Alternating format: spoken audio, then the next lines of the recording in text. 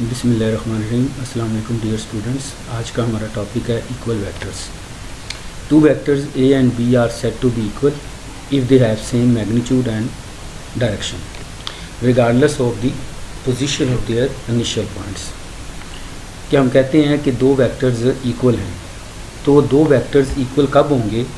जब उन दोनों वेक्टर्स की जो मैग्नीट्यूड है वो इक्वल होगी और उनकी डायरेक्शन जो है वो अगर सेम होगी, तो तब हम कहेंगे वो वेक्टर्स हैं, जो दो वेक्टर्स हैं वो आपस में क्या हैं? इक्वल वेक्टर्स हैं।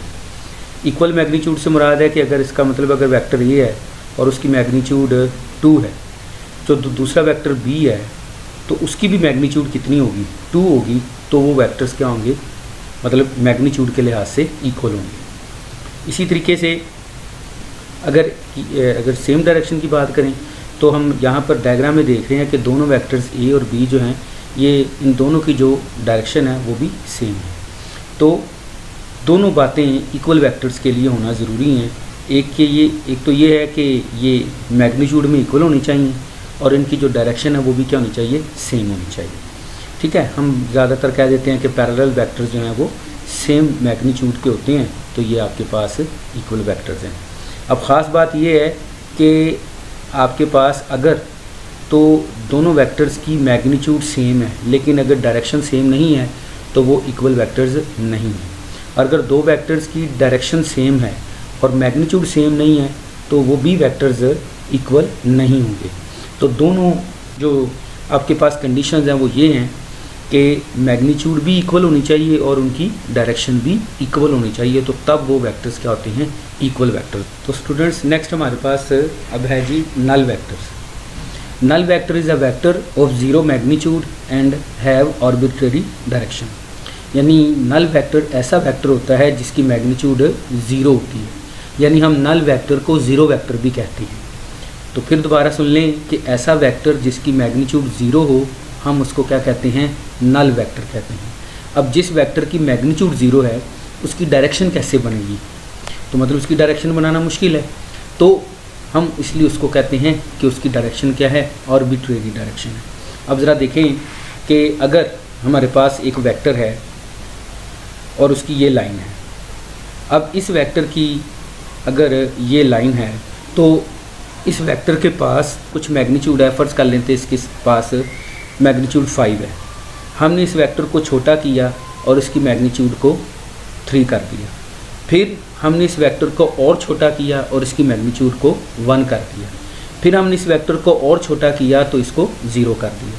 तो मतलब हमने वेक्टर की मैग्नीट्यूड को 0 किया है। तो इसका मतलब है कि ये स्केलर नहीं है, ये वेक्टर है। यानी हम वेक्टर की ही मैग्नीट्यूड को क्या करते जा रहे हैं? तो स्टूडेंट्स, आप देख रहे हैं कि हमने वेक्टर की मैग्नीट्यूड को आहिस्ता आहिस्ता कम किया और इतना कम कर दिया कि इसकी मैग्नीट्यूड 0 हो गई। तो मैग्नीट्यूड 0 हुई है लेकिन ये वेक्टर की पहचान नहीं चेंज हुई। मतलब वेक्टर आपके पास ये हमारे पास वेक्टर ही है, ये स्केलर नहीं बन गया। मैग्नीट्यूड के 0 करने से हमने इस वेक्टर की पहचान को चेंज नहीं किया, ये वेक्टर ही है कि ये हमारे पास एक वेक्टर ये है, ठीक है, और ये हमारे पास उतनी ही मैग्नीट्यूड का एक वेक्टर है लेकिन इसकी डायरेक्शन क्या है? उलट है। तो हम देख रहे हैं कि जो हमारे पास वेक्टर ये है उसकी डायरेक्शन इस तरफ है और जो नेगेटिव वेक्टर है उसकी डायरेक्शन डाउनवर्ड है। तो पता चल रहा है कि ये वेक्टर मैग्नीट्यूड में इक्वल है लेकिन इनकी डायरेक्शन क्या है? ऑपोजिट है। तो अब अगर हम इन दो वेक्टर्स को ऐड कर दें तो ऐड करने से अब ज़रा देखें तो हमारे पास क्या रिज़ल्ट आएगा? यानी vector A plus negative vector, तो हमारे पास 0 वेक्टर आया। यानी हम इसको 0 नहीं बोलेंगे, हम इसको 0 वेक्टर बोलेंगे, यानी नल वेक्टर बोलेंगे। आप देख रहे हैं कि इसके ऊपर भी एरो है, जिसका मतलब ये है कि ये अभी भी वेक्टर है, इसकी मैग्नीट्यूड 0 है लेकिन ये वेक्टर है, ये स्केलर नहीं है।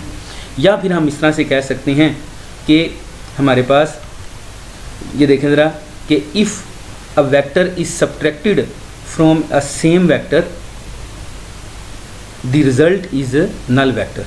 यानी अगर आप एक वेक्टर को, ठीक है, सेम वेक्टर में से सब्ट्रैक्ट कर दें तो तब हमारे पास क्या बनता है? नल वेक्टर बनता है। यानी जब हम एक वेक्टर को सेम वेक्टर में से माइनस कर दें, सब्ट्रैक्ट कर दें, तो भी हमारे पास कौन सा वेक्टर बनता है? नल वेक्टर बनता है। और नल वेक्टर में हमारे पास जो मैग्नीट्यूड है वो कितनी होती है, 0। तो इसलिए हम नल वेक्टर को ज़ीरो वेक्टर भी बोलते हैं। मतलब कि sum of the vector and its negative vector is a null vector. यानी अगर हम दो वेक्टर्स को ऐड करें कि जिसमें एक वेक्टर को उसी के ही नेगेटिव वेक्टर के साथ ऐड कर दें तो हमारे पास नल वेक्टर बन जाता है। Thank you.